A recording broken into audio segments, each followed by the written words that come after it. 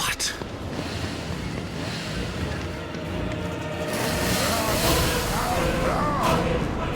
Enough of this shit!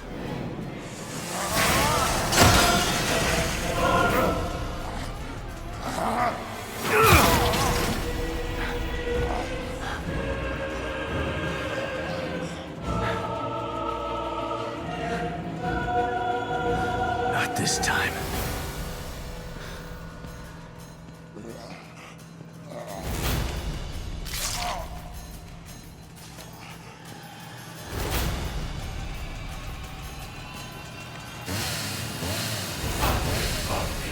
Think this will stop me?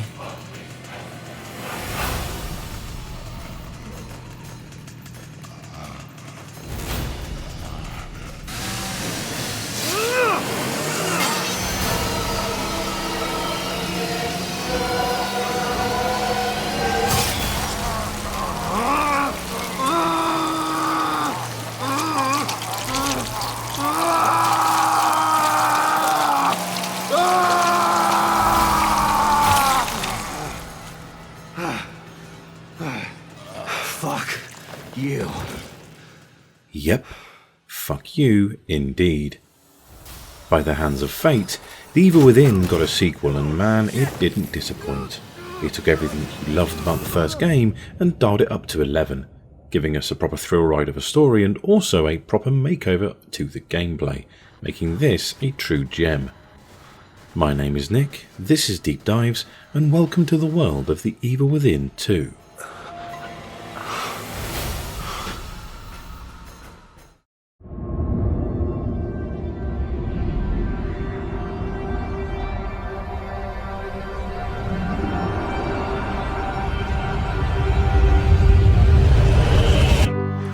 For anyone new, Deep Dives is a series where I take an extended look right inside the guts of various video games, talking about facts, figures, some of the more obscure stuff behind the scenes, and anything I think might be interesting.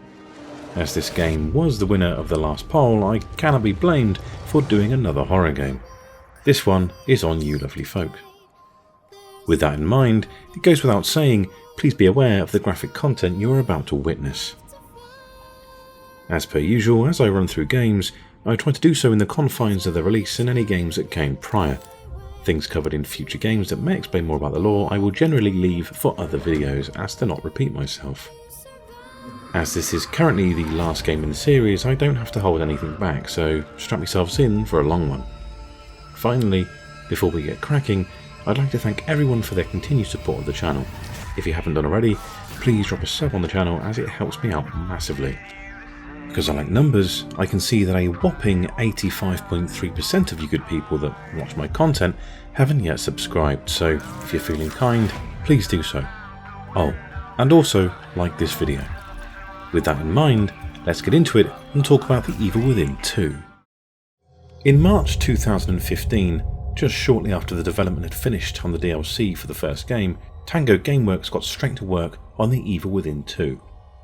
One major change would be the first game's director and all-round legend Shinji Mikami handing over the director duties to John Johannes, citing in an IGN interview that, "I want Tango Gameworks to be a studio where young and talented creators are given a chance to succeed.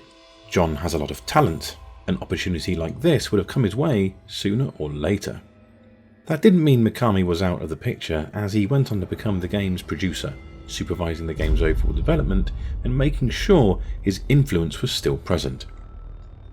During an interview with John Johannes in 2017, he mentioned that The Evil Within 2 would be more focused on psychological horror this time around, getting Sayoji Ishinome and Trent Hager on board to tell a more personal story that's easier for players to comprehend. Director John Johannes added during a Bethesda Live Q&A session, "I think this time we really pushed the psychological horror aspect much harder than in the first game."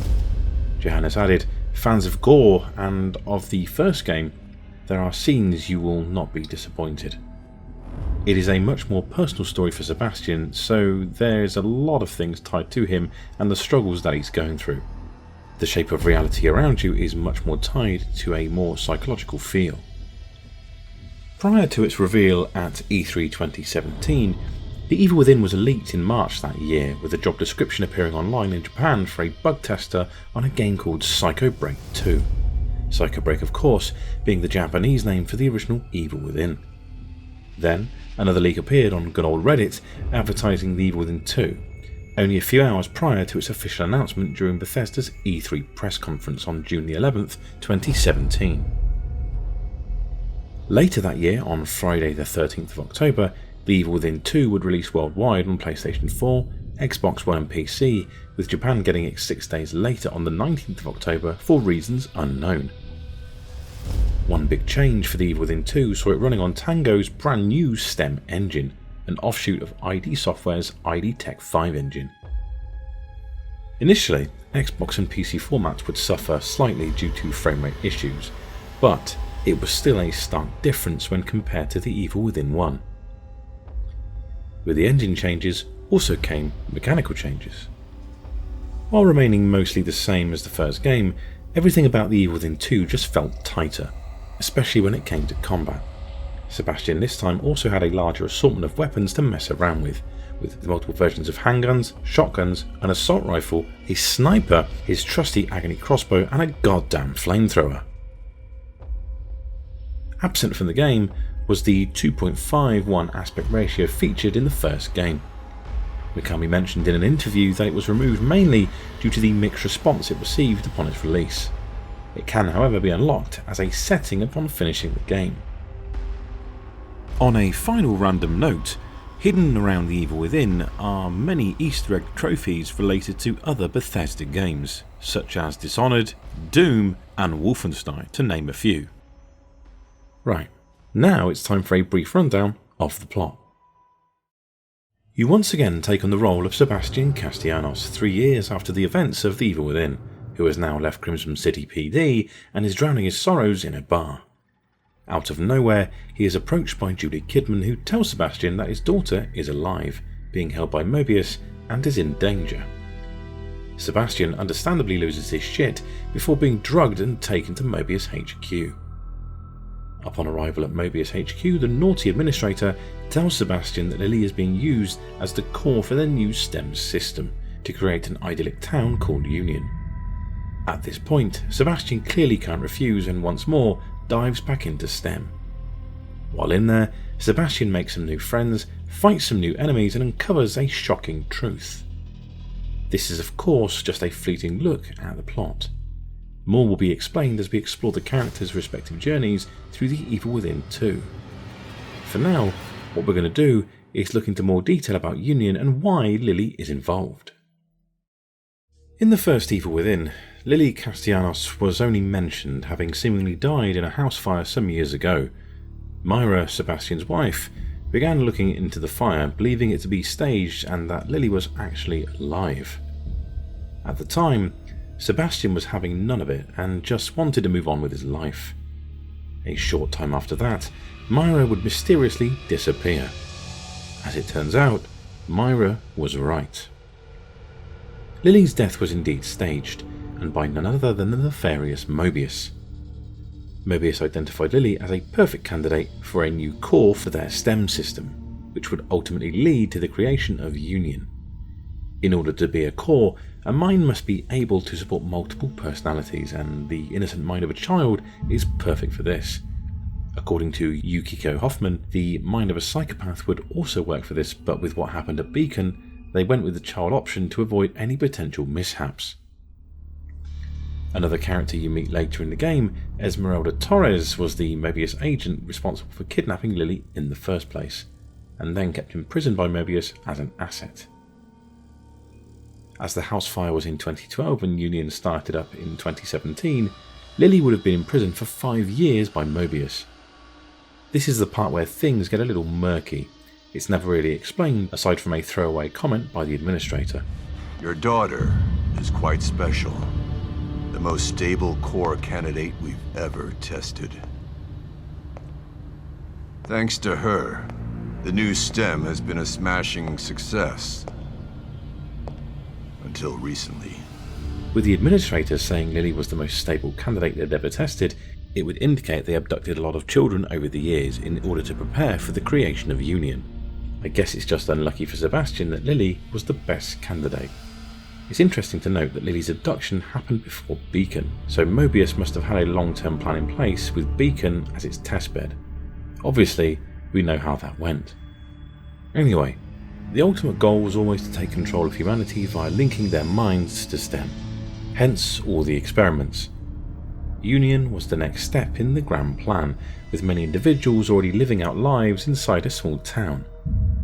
As the administrator puts it, imagine it, millions of minds connected together. Happiness for one is happiness for all.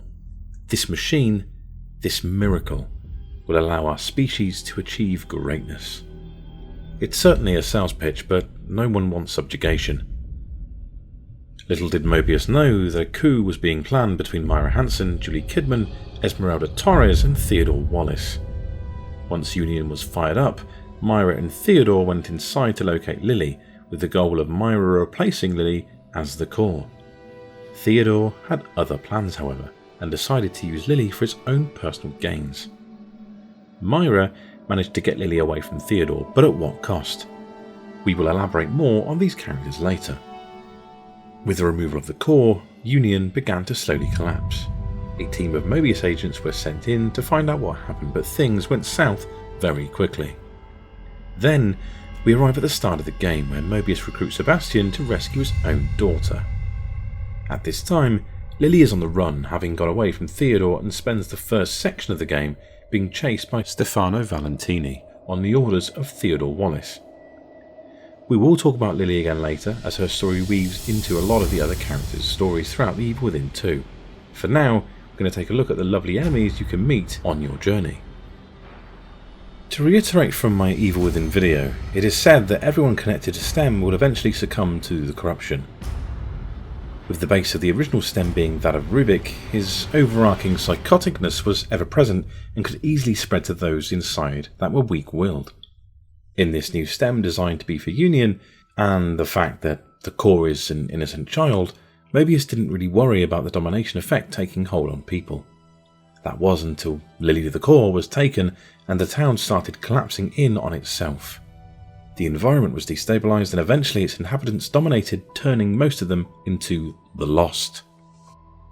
The Lost are very similar to the first game's haunted enemy, but a little more on the aggressive side, showcasing their psychotic tendencies through random screams and arm flailing. They are not stupid either, often playing dead to try and catch their prey off guard, and even hiding under cars like absolute creeps. Their intelligence is demonstrated even further, as the Lost will drag corpses around and pile them up in a bid to create a guardian. More on that thing later. Otherwise, you'll usually find Lost roaming around in groups, hunting for prey and wielding an assortment of armaments such as axes and molotovs. Interestingly, the first Lost Sebastian encounters has no mutations like the full-blown Lost you encounter in the game. This one is just sporting red eyes and several veins going down its face. It would also seem as if it retains some of its memories, as shown while it's trying to force-feed its son before smashing his face into the table. Even though a majority of the Lost came from Lily being removed as the core, Lost did exist before that, accounting for 0.005% of the population.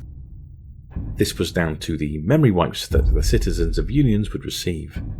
This 0.05% would jump to over 20% once Lily was removed, with the transformations happening much more rapidly.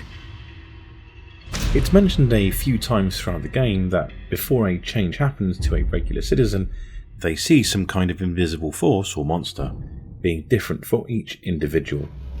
It stands to reason that in Sebastian's case, the Anima segment showcases the invisible monster in full effect, with death animations being the same as what happens to the priest in the church, the full domination effect taking hold. Of course, we will chat more about Anima later. The Hysteric enemy type is a much deadlier variant of the Lost. They are exclusively female and are easily recognisable by their one-piece white dresses that they wear, pale skin and scraggly white hair. They are generally passive compared to the regular Lost, quietly minding their own business, only attacking when disturbed as opposed to hunting out their victims. They are also much stronger than the regular Lost, dealing more damage and requiring 2 stealth hits to take down. As to why the Hysterics are stronger is unknown, but hey, it's video games and I guess we always need a stronger variant to mix things up. Certain citizens of Union whose hearts were filled with greed and an affinity for overindulging were eventually indoctrinated by Theodore Wallace, becoming the very grim Glutton enemy. Gluttons are massively bloated with greyish skin and also have horrendous tumours protruding from their bodies as well as random deformed body parts. Lovely. Their main form of attack is to run at Sebastian and explode, causing damage to everything around it. Thankfully, they have an easy workaround if you fire smoke bolts at them, causing them to explode on the spot. Oh, and sneak attacks also cause them to die without exploding, but it's better to engage from a distance. As mentioned earlier, these Lost are under the influence of Theodore Wallace and therefore mainly appear during the later stages of the game inside his fortress and occasionally on the streets. You cannot change your past. You can only embrace it. Go toward it. Don't avoid it.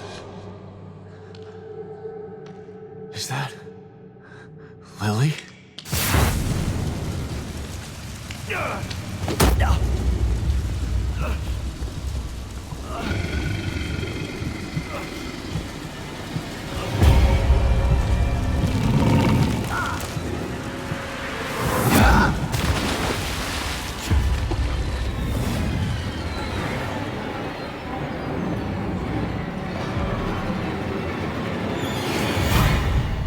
As Theodore's influence begins to assert itself within Union, the disciple variant of the Lost enters the fray, acting as a subservient and hulking enforcer for the Mad Priest. These creatures are large, have charred burning skin, and on occasion can ignite themselves and burst into flames, making for some very deadly situations if they get close. This also means that, while on fire, you can't sneak up and attack them, but, naturally, the Ice Bolt is a good counter, so I guess tackling these beasts just depends on how brave you're feeling. When not being a pain in Sebastian's side, these religious fanatics can be spotted praying in front of altars. How lovely. Coming right near the end of the game is the final Lost variant, Albedo.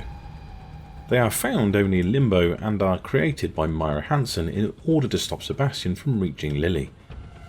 While still being former inhabitants of Union, they have been saturated in Psychoplasm, a gooey white substance synonymous with Myra. Their appearance is a bit of a mess, looking almost like cracked stone with fissures and exposed bits of muscle poking through. On some of them, you'll also find extra appendages hanging in places they are not normally found. Aside from looks, Albedos are generally similar to Lost in behaviour and attack style, only being slightly quicker to rise to their feet, and also having parts seemingly smashed off upon taking damage. In case you're interested, Albedo is Latin for whiteness, which makes sense when you look at them. Okay, on to a different enemy category now with the Lament, who is a proper pain in the bum. The Lament looks to be a messy fusion of at least 2 female bodies with other body parts attached as well, usually with 2 extra arms. It has a large gaping mouth, bloodshot eyes, and chalky white skin that's stretched over where it sits. Overall, it's a little ghastly to look at. In the field, it hobbles around, emanating its own brand of poison mist, generally making unnerving noises. It also seems to have eyes of a hawk, being capable of spotting Sebastian from the next country. If Sebastian is spotted, it will let out a large scream, not only running in for attack, but also summoning every single Lost in the vicinity. They are fairly slow, so are easy to get away from, but they can fire poison at you, so sniping from a distance is recommended.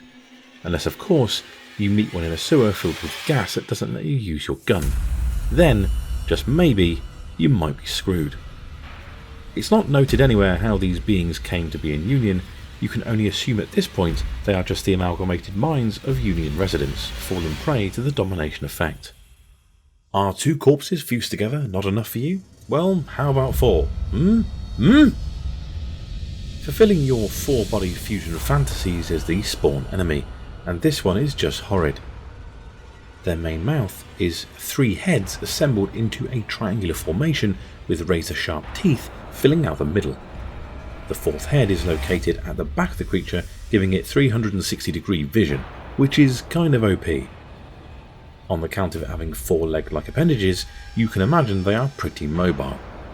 They behave like dogs, mostly travel in pairs, and are very quick and aggressive.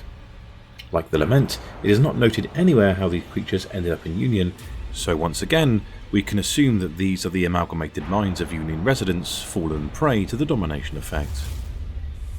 Next up, we're going to talk about Anima and try to get to the bottom of what she actually is. On the surface, Anima is simply a creepy set of encounters for Sebastian, but in reality, it's deeper than that. As mentioned earlier, it's noted multiple times throughout the game that before a regular citizen becomes dominated, they see some kind of invisible force or monster, being different for each individual. And with death animations for Anima being the same as what happens to the priest in the church, it stands to reason that the Anima encounters are the domination effect trying to take hold of Sebastian. Obviously, Anima has no idea who she's messing with, and Sebastian is not so easy to corrupt. Anima was not created by any of the big influences within Union, those being Stefano, Theodore and Myra. She is instead a representation of the STEM domination. As residents of STEM's mentality slowly degrades, they start to see and hear things that others cannot. It was reported a few times that victims could see a ghostly stalker, so this matches. At the point of no return, victims' souls would seemingly be drained and their transformation complete, turning into a lost shortly after. It's noted in a research log that this phenomenon associated with Anima has been a known subject for a while, and seems to manifest quicker in subjects with rewritten or damaged memory.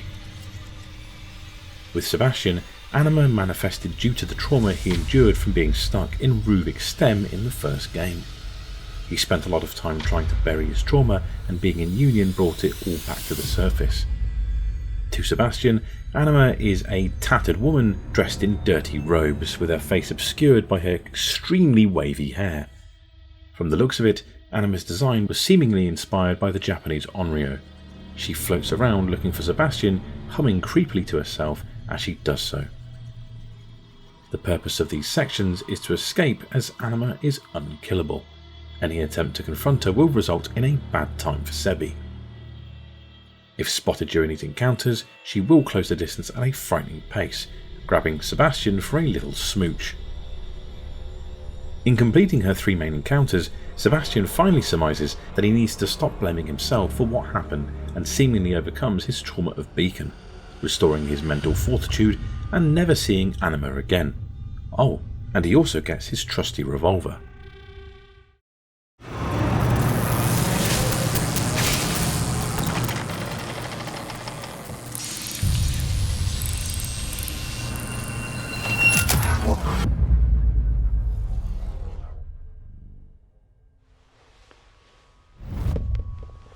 You've been searching for me for so long, so I have come. But wait, it's not me you seek, is it? No, it's the girl. I should be offended. But how can I be? You're not the only person who wants her power. There is another, one far more deserving. One who can offer rewards you could never imagine. So sorry, but you've been outbid. Fear radiates from you. It's beautiful, but not yet finished. I am Stefano, and now you are my art.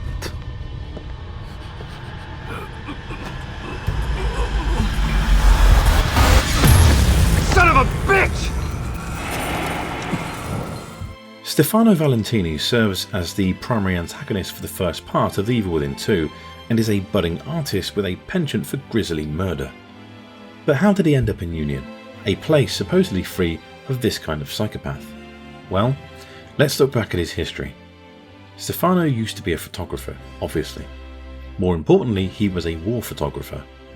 One day, during a very unlucky moment, he was taking some snaps when an explosion would cause him to lose sight in his right eye. At the same time, he also happened to capture it on camera, at the precise moment the person in front of him was being blown to pieces. Yum.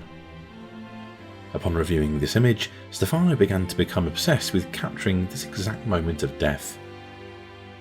He started murdering fashion models, turning their corpses into twisted pieces of art, which of course would be seen negatively by the general public. Eventually he found his way into the Union program and underwent a bunch of psych tests in order to declare him sane. The folks at MOBIUS wanted more artistic personalities within STEM, so Stefano was a perfect fit. These psych tests were devised by one Yukiko Hoffman. More on her later. Of course, Stefano managed to fool the test, which is slightly elaborated by Yukiko in this scene.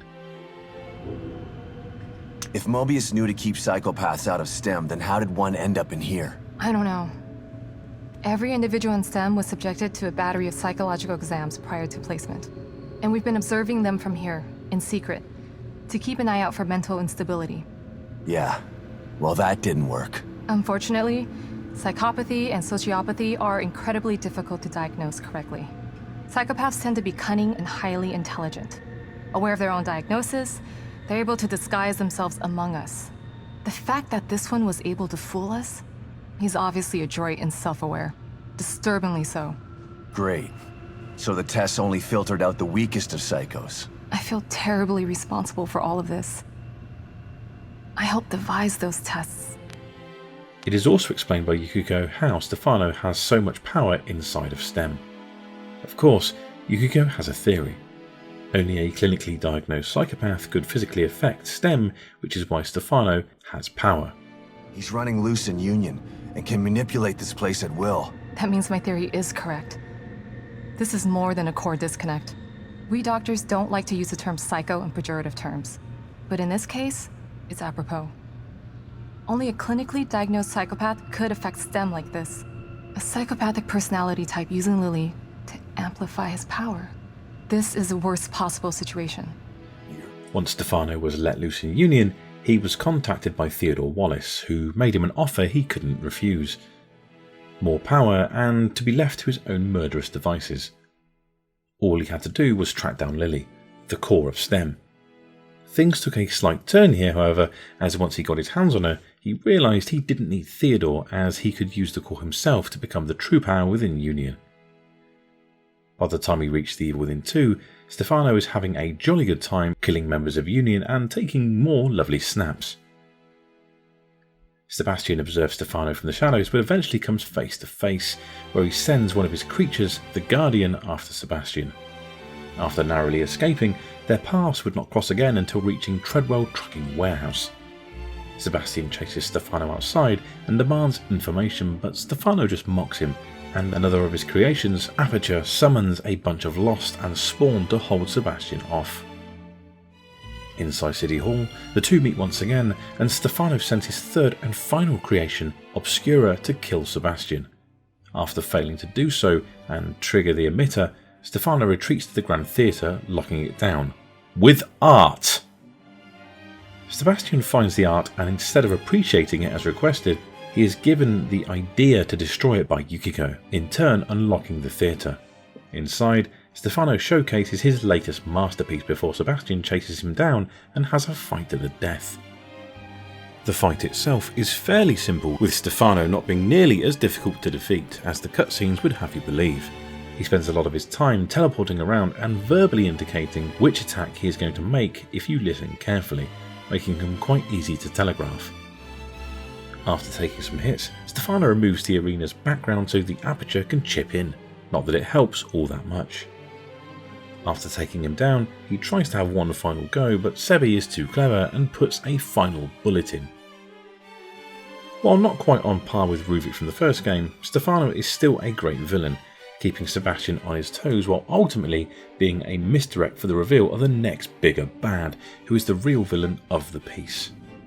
He is flamboyant, self-obsessed, and dare I say it, a perfect stereotype of a murderous artist. We mentioned his creations briefly a moment ago, but let's look at them now in more detail. Did I mention that Stefano was a twisted murderous psychopath? Stefano loved turning his kills into art pieces and would go on to murder a lot of women in the process. One of his creations, the Guardian, is made from the mutilated bodies of those women, creating a frightening monstrosity with many heads, all wearing different expressions. Not only is it grotesque to look at, but it's also imposing, being twice the size of Sebastian and sporting a rather fancy bossaur appendage, which it uses to try and cut Sebastian into pieces on many occasions. What's even worse is that there are more than one Guardian, with others being encountered throughout the various stages of the game. I mean, how many women did he kill to make them all? Jeez man, cool a little! Outside of these scripted encounters, the Guardians on the street can be avoided, but even in hiding, you can still hear their unnerving giggling in the distance.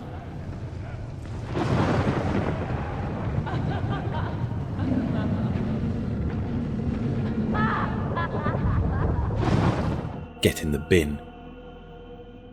The second of Stefano's creations is Aperture, a giant camera lens surrounded by many tentacles which represent the eye that Stefano lost during his time as a wartime journalist.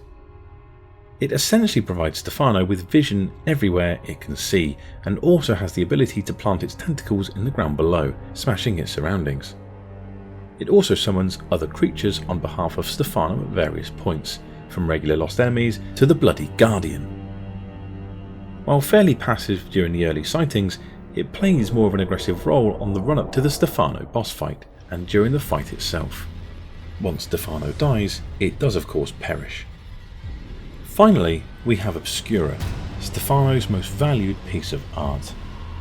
The Obscura creature was created from the remains of two victims, judging by the shoes, ballet dancers. It has 3 legs, representing a tripod and a relatively normal upper body with porcelain-like skin, parts of which are rotting. The head has been replaced with a giant elongated old-school camera, complete with a very dangerous flash bulb. Obscura is summoned to protect the stable field emitter and is an absolute tank, meaning the preferred way to deal with it is to avoid it for the 90-second timer. During the encounter, Obscura demonstrates the same powers as its master, using its camera head to create small pocket areas where time stops, similar to what Stefano was doing earlier in the game. It also attacks with large spikes which protrude from the rotting holes in its side. You encounter Obscura once again a couple of chapters later and can be easily hidden from in this short segment, although this time it is possible to kill it if you so desire. Otherwise, it presumably goes off to sulk somewhere until its master is killed, then perishing just as the Aperture does. Next up, we're going to talk about Liam O'Neill. You'll probably be wondering why Liam is slap bang in the middle of a series of monsters. Well, the lines get a little blurry with Liam as he starts off meaning well, but ends up becoming a naughty boy. O'Neill starts out as a member of MOBIUS' Alpha team, so not entirely meaning well then, but still. 24 hours after the core went missing inside STEM, operatives within Union filed a report to MOBIUS before going dark. So, MOBIUS sends in some of their finest, the Alpha team, to rendezvous with the security forces within and help find the core. Upon arriving, Alpha team discovers that Union was literally falling apart, and most of its inhabitants had mutated into creatures. Alpha team was of course attacked and subsequently separated, leaving O'Neill and Baker on their own. O'Neill decided to coward it out and wait for extraction while Baker went off to investigate a large signal he caught on comms. 1 week later, Sebastian would spot O'Neill running for safety and joins him shortly after in the safe house. While initially hesitant, O'Neill eventually agrees to help Sebastian, offering technical support, informing him of the Marrow tunnels and various safe house locations around the residential area of Union. Overall, O'Neill does come across a little cowardly and weak-willed, initially only helping Sebastian through the radio. This does change slightly when he goes out of his way to find and scavenge a fresh gas mask for Sebastian so he can safely make it through the Marrow tunnels during a gas leak. Unfortunately, O'Neill would soon become something else, a Harbinger for Theodore Wallace. Of course, more on Theodore in a bit. At some point after Stefano is killed, Theodore contacts O'Neill and brainwashes him, forcing him to create a device that would hide him. In return, he bestowed upon O'Neill the powers of the Harbinger, swapping his MOBIUS uniform for long black robes, long rubber gloves, a rebreather mask wrapped in bandages, and a massive flamethrower attached to a gas canister. He also now sports some heavy burns on his face, but doesn't seem to mind them all that much. Sebastian discovers something is up when trying to contact O'Neill and not being able to get through to him. In passing Yukiko's safe room, he finds she is missing and eventually finds her in the clutches of O'Neill, trying to convince him to stand down. Despite O'Neill caring somewhat for Yukiko, it has little effect and he goes on an all-out assault. The actual fight itself isn't terrible, as there is a bunch of objects in the environment to utilise. Also, you can actually blow up the gas canister on his back, stunning him in the process.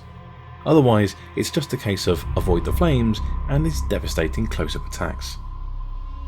Once defeated, O'Neill collapses and regains his faculties, apologising to Sebastian and prompting him to destroy the device that he built for Theodore. Oh, and you'll also get a broken flamethrower from him which you can repair and use later. You gotta feel sorry for O'Neill because he wanted to do the right thing but was ultimately too weak-willed to break away from Theodore until it was too late.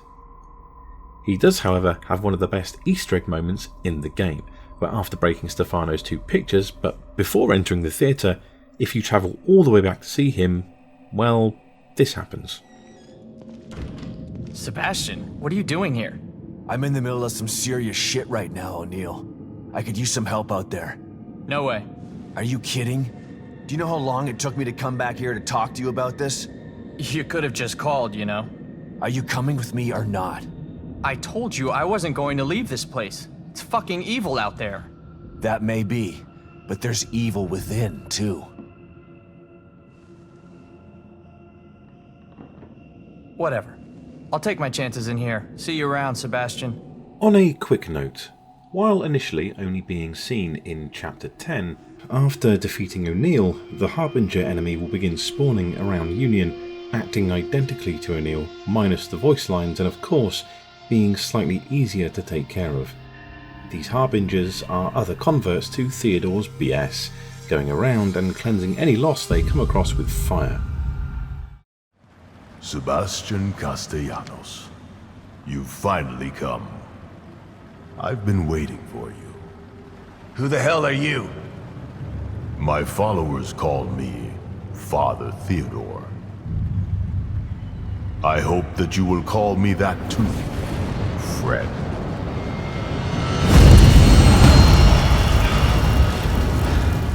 Next, let's get on to the man himself, Theodore Wallace, who quite frankly is a bit of a dick. Prior to joining MOBIUS, Theodore was a motivational speaker and spiritual leader. Eventually, he would be hired by MOBIUS and put in charge of recruitment for Union. After seeing STEM in action, he secretly plotted to take control of MOBIUS and eventually the world using the power of STEM. Myra Hanson would unknowingly help him towards his goal while putting together her plan to rescue Lily from STEM, recruiting him alongside Juli Kidman and Esmeralda Torres. He also suggested that after the new core was installed, they should eliminate all MOBIUS assets via their cerebral chips. If the suggestion of mass murder isn't a red flag, I don't know what is. Theodore and Myra entered STEM, and once they found Lily, Theodore revealed his true colours. He wanted Lily all along just so he could take control of STEM. Myra, of course, didn't let this happen, telling Lily to run and holding off Theodore.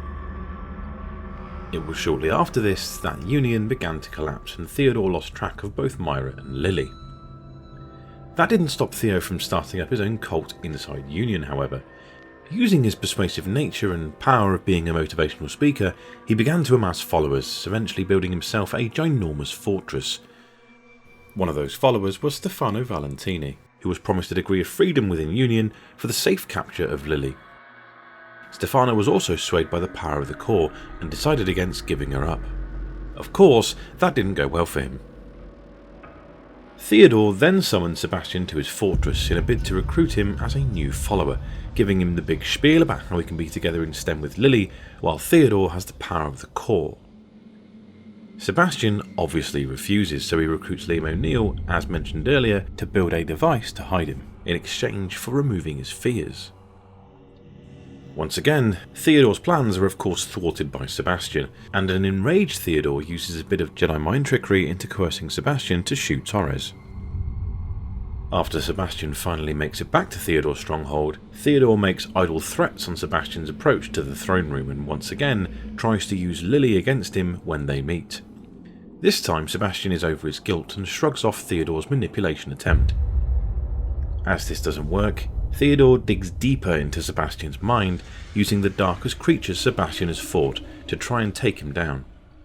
This is essentially where the Theodore boss fight starts, despite never actually physically fighting him.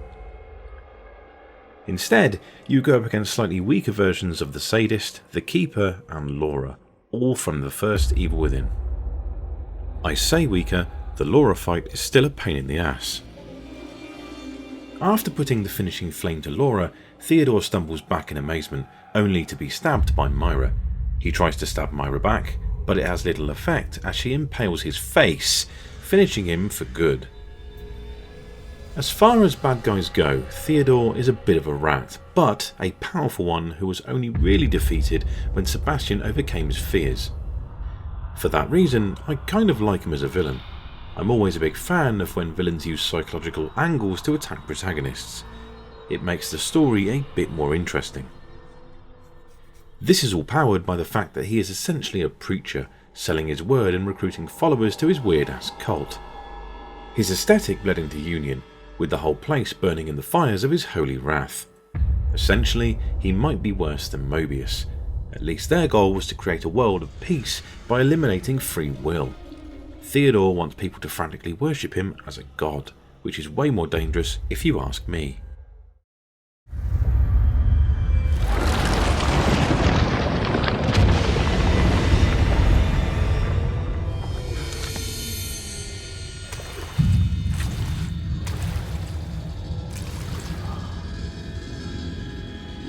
Come to Mother, Lily.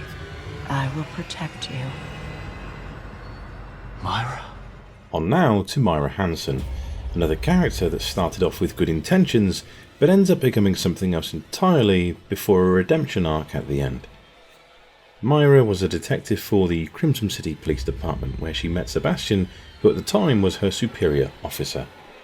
Myra was first and foremost always professional, but that didn't stop her falling for her co-worker. They became partners and became an effective duo in the force.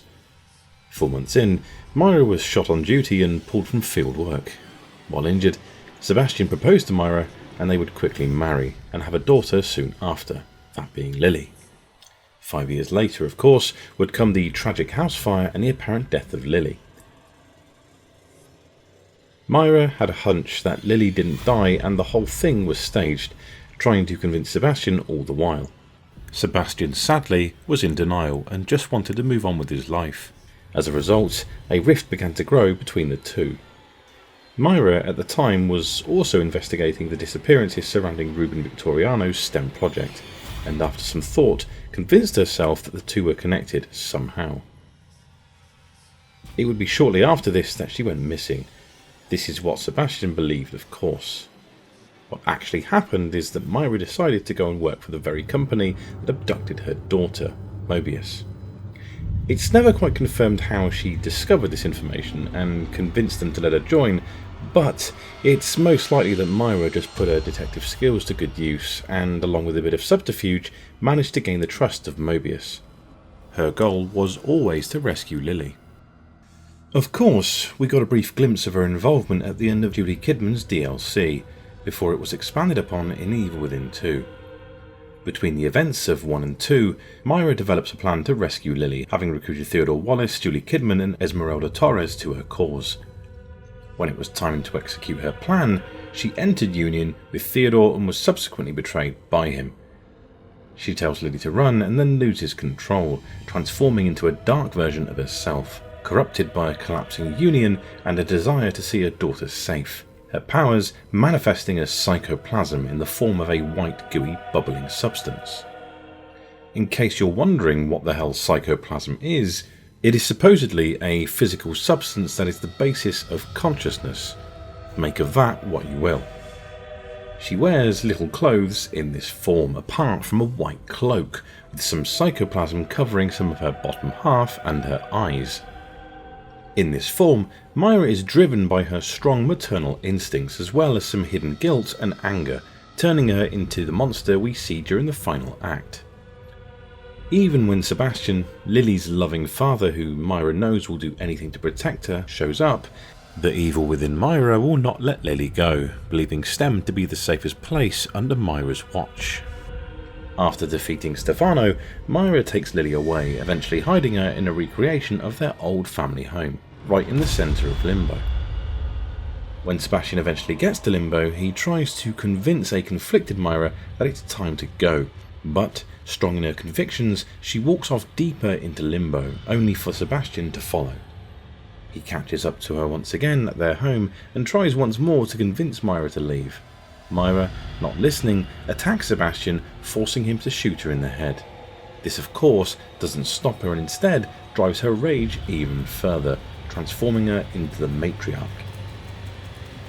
The Matriarch is of course the full manifestation of Myra's desire to keep Lily safe from any harm, even Sebastian. In this form, Myra is a giant creature seemingly only consisting of a top half, but nevertheless huge. She is also very malformed and grotesque, with a skeletal body covered in lumps and boils. Of course, the boils are the weak spots. No one wants to be shot in a boil. Ouch.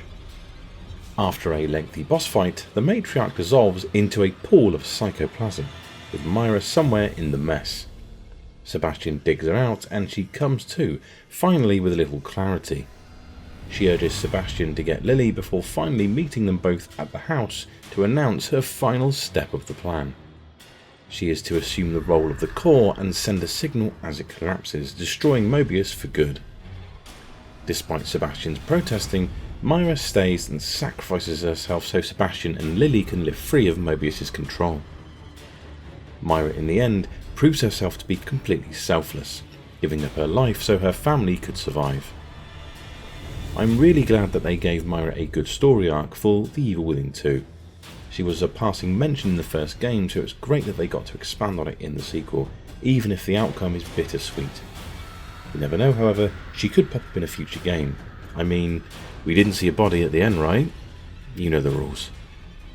Myra, of course, made some creations of her own while she was not herself, the first of which is encountered a little earlier in the story, that being the Watcher. There's not much to delve into here, aside from being a creature that is completely subservient to Myra.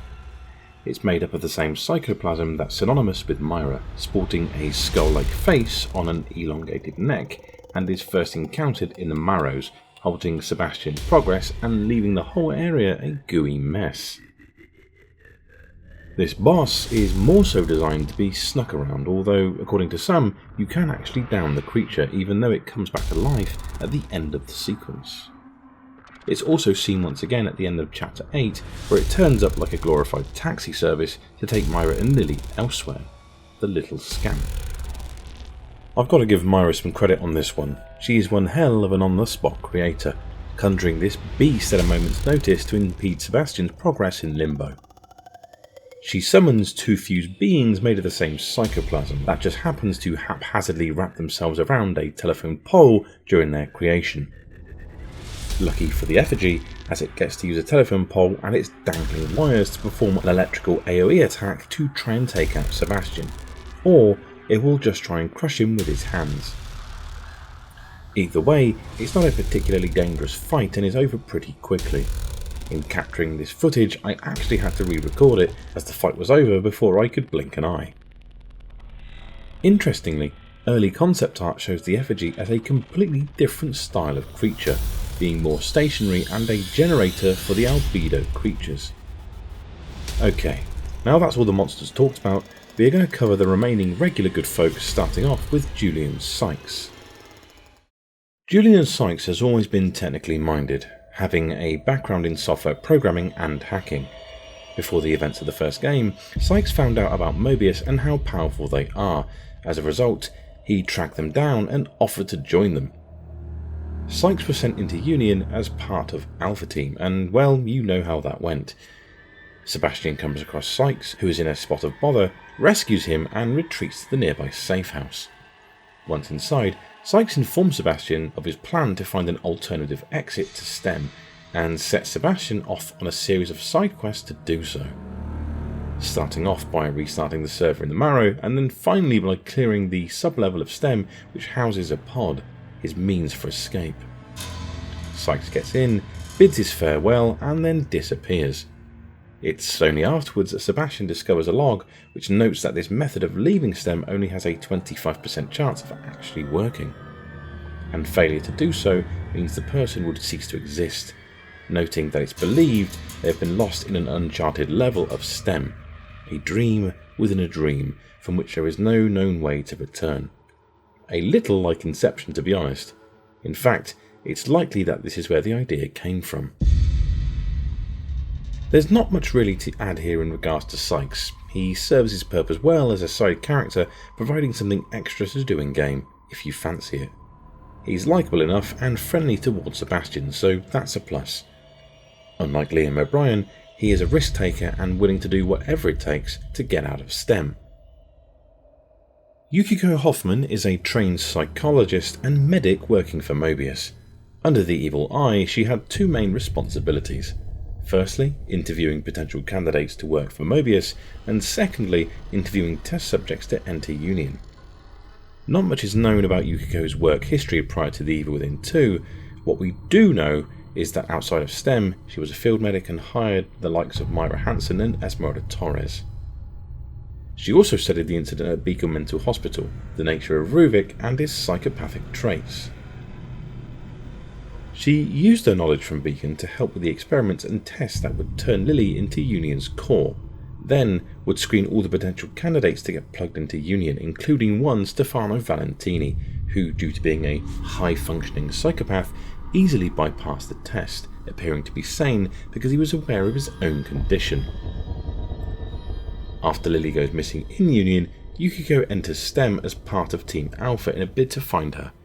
Chaos ensues, and Yukiko is separated from her team and takes up residence in the Marrows, where she and Sebastian first meet.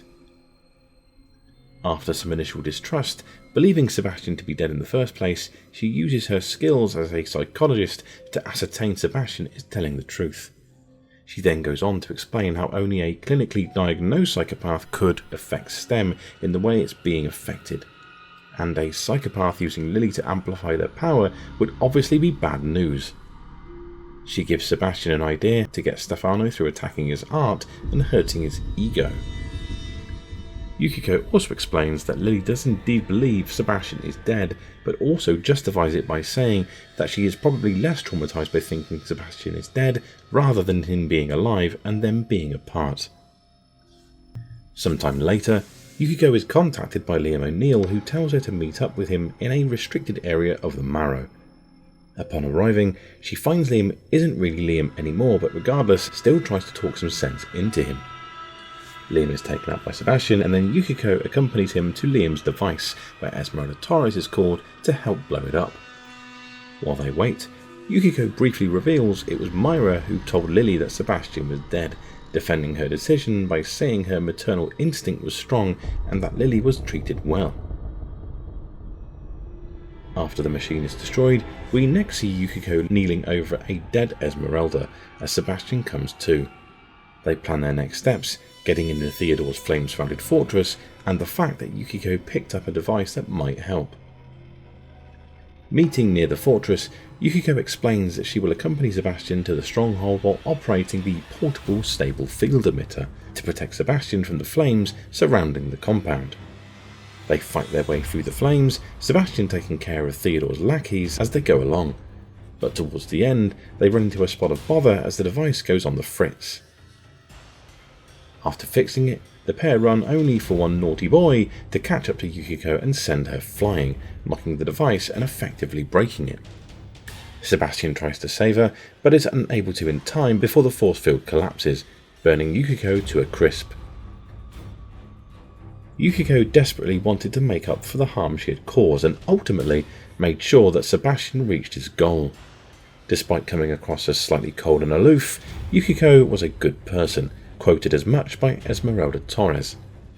Either way, Yukiko was a very good supporting character who in the end did the right thing.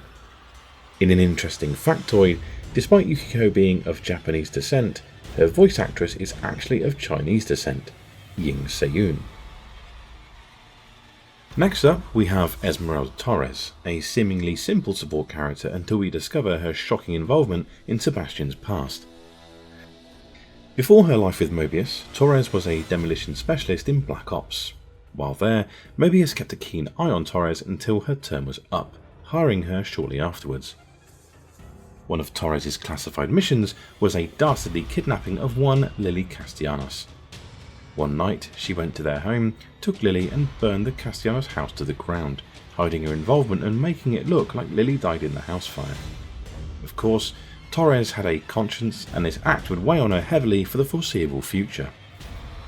When Myra joins and hatches her plan, Torres joins up with the group to help rescue Lily and get her out of STEM in a bid to make up for her misdeeds. Of course, this didn't go to plan.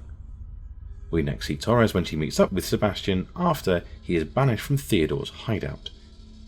Torres is fighting off a slew of the lost, so Sebastian joins in on the fight. Afterwards, she explains how she was part of the plot to rescue Lily. She also mentions she had no idea that Theodore had gone rogue until this very moment. They get back to her hideout and go over the next steps in stopping Theodore, with Sebastian going to find O'Neill and Torres preparing her explosives. Speaking of explosives, Torres turns up after O'Neill's defeat and helps Sebastian blow up the pesky jammer. Then, after Theodore causes some mind-bending jiggery-pokery, Sebastian thinks he's about to shoot Theodore, but then it's revealed that he instead shoots Torres. Oh dear. Torres, the absolute hero, fights off the lost and drags Sebastian all the way back to Yukiko's hideout before dying of her wounds. Sebastian feels guilty for her death, having shot her and all, but Yukiko reveals that in her dying moments she confessed she was the one who took Lily from their home and would have done anything to make amends. Sebastian is of course unable to hate her, being as she made the ultimate sacrifice. Despite her deep remorse, she's presented as being fairly upbeat and friendly, while being one tough SOB. The sheer fact that she was able to carry an unconscious Sebastian to safety while suffering from a gunshot proves as much. Torres' tale is a sad one, but at least she found some redemption in the end. Now, on to Juli Kidman. We talked a little bit about Kidman's past in my deep dive for the first Evil Within, but obviously there were a lot of details missing that were only revealed in the sequel, so let's go over them. As mentioned a bunch of times already, after the events of the Consequence DLC, Kidman got together with Myra, Torres and Theodore, hatching a plan to bring down MOBIUS once and for all. After Alpha Team's failure to locate Lily, MOBIUS would send Kidman to track down a dishevelled and drunken Sebastian and tell him that A, Lily was alive, and B, that he needed to rescue her. Under the watchful eye of MOBIUS, Kidman had to act the part, drugging Sebastian and bringing him back to MOBIUS HQ, where the administrator goes over the plan in detail. Kidman gives a slight nudge to her true allegiance, informing him she will be there for him in the real world, and someone will be there for him in STEM. Wink wink, nudge nudge, I wonder who that could be. From this point on, Kidman plays support for most of the game, speaking to Sebastian in intense situations and offering leads on where to go and what to do, reassuring him along the way that they are on the same side while not giving her position away to MOBIUS. Things don't really kick off for Kidman until chapter 17, where she is ordered to assist in the termination of Sebastian. Kidman refuses and begins a gunfight with all of MOBIUS, all the while having a back and forth with the extremely animated administrator. The administrator tries to convince Kidman to stop, but she is having none of it, saying how she will be legendary for destroying MOBIUS, and that a world without choice isn't a utopia. Oh, and another zinger of a line is delivered here. Join us or die? Well, guess what? There's a third choice.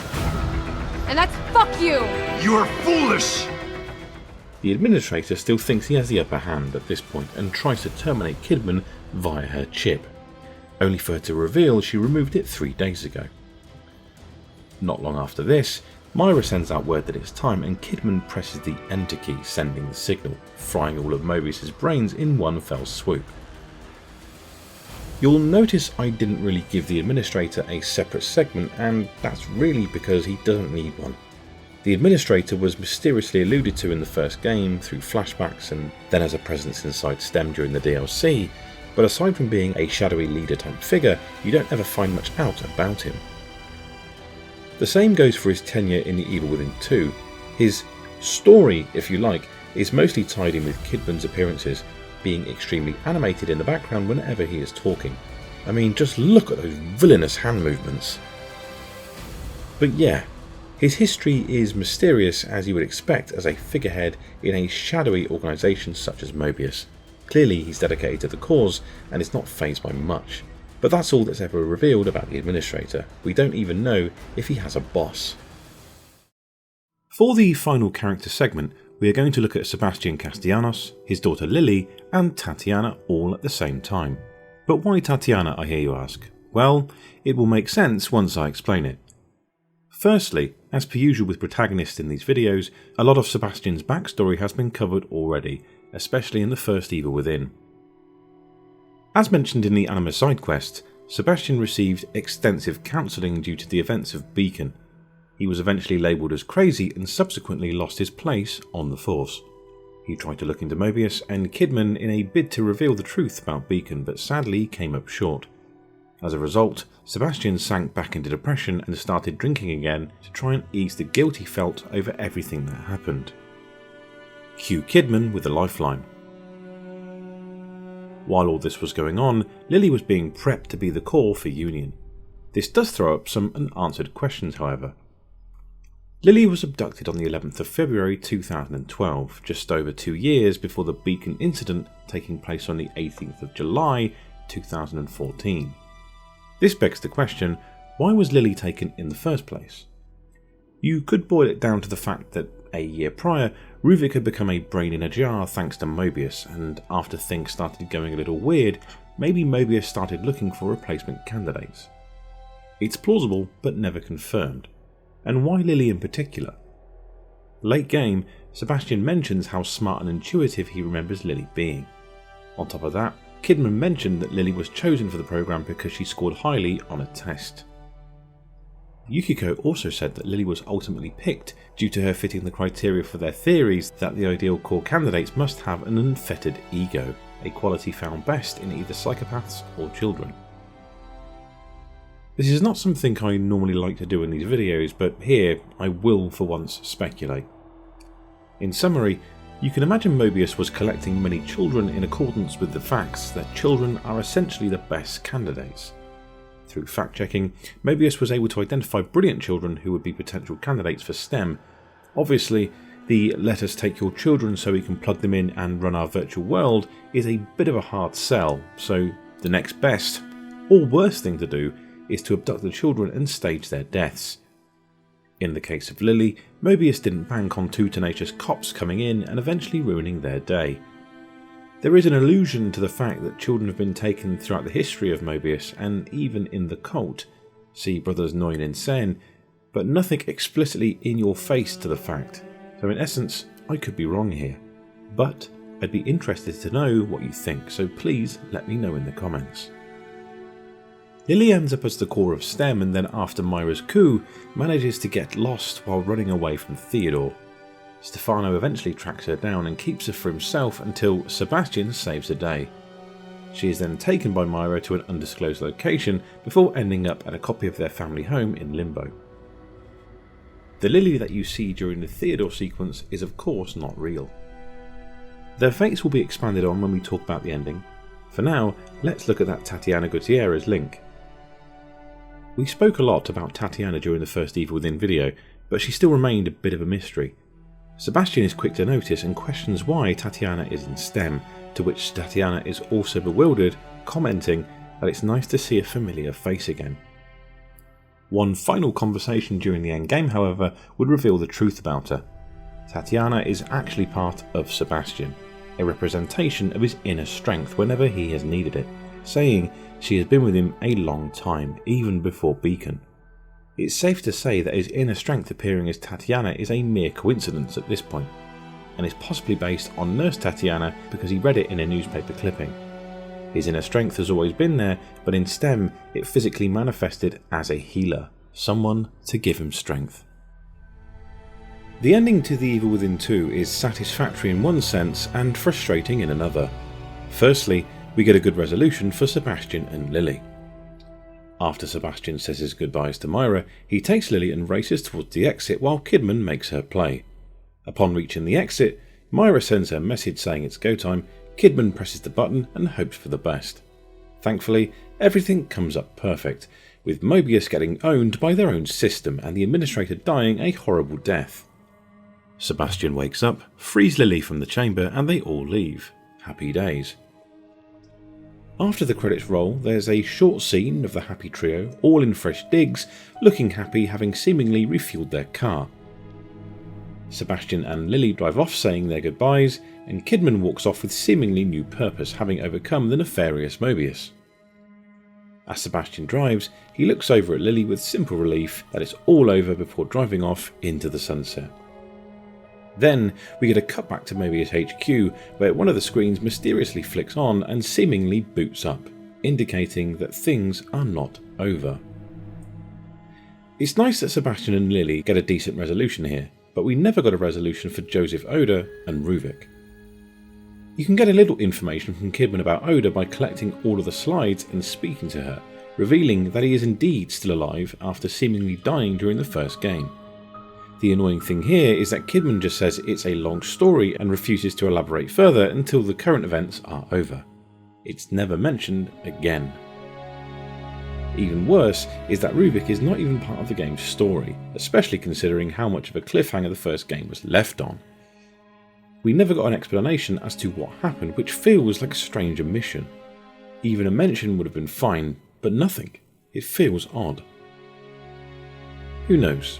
We might see more of him if An Evil Within 3 gets greenlit, but for now we will just have to remain wanting. He does, however, make a few non-physical appearances during the game, appearing during Sebastian's memory flashback during the final Anima encounter, and again as a shootable target in the shooting gallery, but that's it, sadly.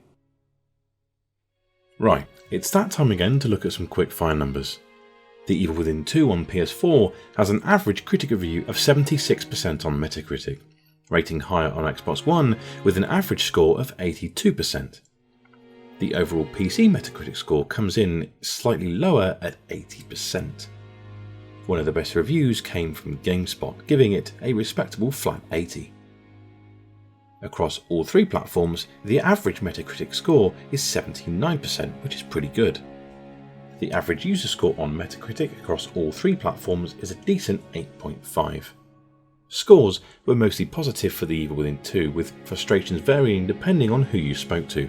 Some didn't like the pacing, a few didn't like the open world segments, others didn't like the handling despite being massively improved over the first, and then there were those who really didn't feel like it was a horror game with way too much action going on.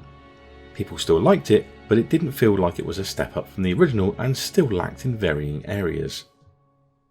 In its first week of release, The Evil Within 2 recorded total sales of 211,418 units in the West on all platforms, with Europe selling 98,751 units and the US selling 75,942 units. The only sales figures for Japan in the first week were on PS4, recording sales of 42,941 units, taking the number 3 spot for that week. Aside from that, sales figures are incredibly light for The Evil Within 2, with VG charts displaying some confusing data. From the looks of it, over 1 million copies of The Evil Within 2 were shipped on PS4, 390,000 on Xbox and 50,000 on PC across all territories.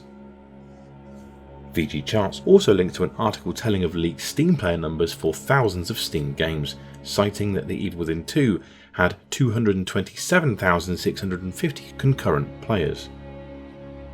When I checked the source, I couldn't find Evil Within 2 on the list, which is really odd. Taking all the numbers into consideration, it tops out just over 1.5 million, which is a little on the low side. I don't believe this to be an accurate number, however, and there are things unaccounted for like digital sales, so it's hard to track. At time of recording, The Evil Within 2 has been completed on PC by Rampancy in a speedy 1 hour and 22 minutes and 28 seconds. That's bloody quick! The console record is on PS4 by Tsukasa Kinomoto, coming in at 1 hours 58 minutes and 42 seconds. Links to both these runs, if you're interested, will be in the description. Right, that's it for the 6th episode of Deep Dives. Firstly, I'd like to give a massive shout out to all my Patreons for your support. You are all absolutely amazing. Thank you so much from the bottom of my heart.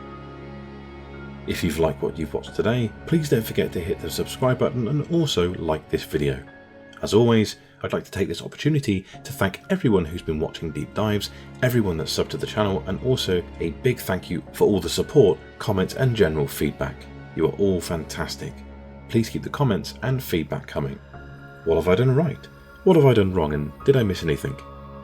Finally, please follow me on Twitter at DonPetroX for regular updates on upcoming videos. If you like what I do and fancy supporting me, I have a Patreon. I'd like to do these videos more often, so any support you can give would be amazing. Finally, always remember, do your fucking research. Right, see you next time.